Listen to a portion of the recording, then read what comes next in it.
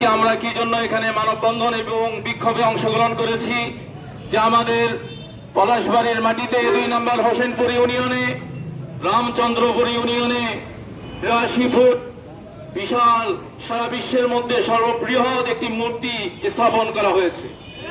আমরা ইতিপূর্বে বারবার প্রশাসনকে লক্ষ্য করে বলেছি অতি দ্রুত এই মূর্তি অপসারণের ব্যবস্থা আপনারা করুন। যদি এই মূর্তি অপসারণ আপনারা না করেন, সারা বাংলার মুসলমানরা এই মূর্তির বিরুদ্ধে ফুঁসে উঠেছে।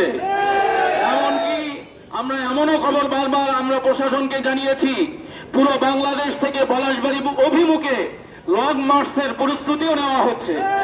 এজন্য এই বিশাল ঢেউকে আপনারা সামলাতে পারবেন না।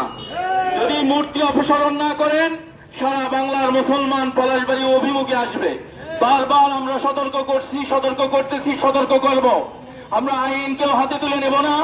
বারবার আমরা এখনো সতর্ক করব প্রশাসনকে যে এই মূর্তি মুসলমানদের জন্য হারাম।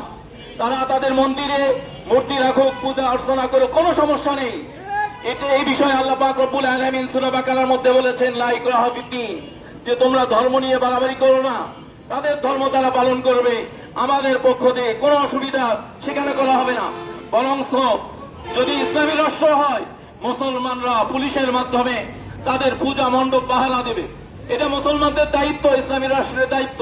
তাদের উপর যেন কেউ জুলুম নির্যাতন না করে, সেটা মুসলমানের পুলিশরা সেটা দেখবে। কিন্তু আমাদের আপত্তি হচ্ছে খোলা আসমানের নিচে 82 ফুট 52 ফুট মূর্তি, এই সমস্ত মূর্তি সেখানে থাকতে দেওয়া হবে না। এই মূর্তিগুলো অবশ্যই সেখান থেকে অপসারণ করতে হবে। আর হরিদাস বাবু সেই মূর্তি সেখানে নির্মাণ করে মুসলমানদের মধ্যে একটা বিবাদ সৃষ্টি করে দিয়েছে। আমাদের হিন্দু এবং মুসলিমদের মধ্যে একটা ভ্রাতৃবোধ একটা ছিল, সেই ভ্রাতৃবোধ আজকে নষ্ট হয়ে যাচ্ছে।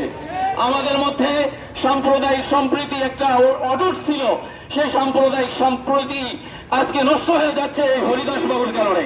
এই জন্য বলবো প্রশাসনকে অতি দ্রুত হরিদাস বাবুকে গ্রেফতার করে এবং সেখান থেকে মূর্তি অপসারণ করতে হবে। নইলে কোনোভাবেই কোনো অবস্থাতেই বাংলার মুসলমানকে আপনারা দমায়ে রাখতে পারবেন না।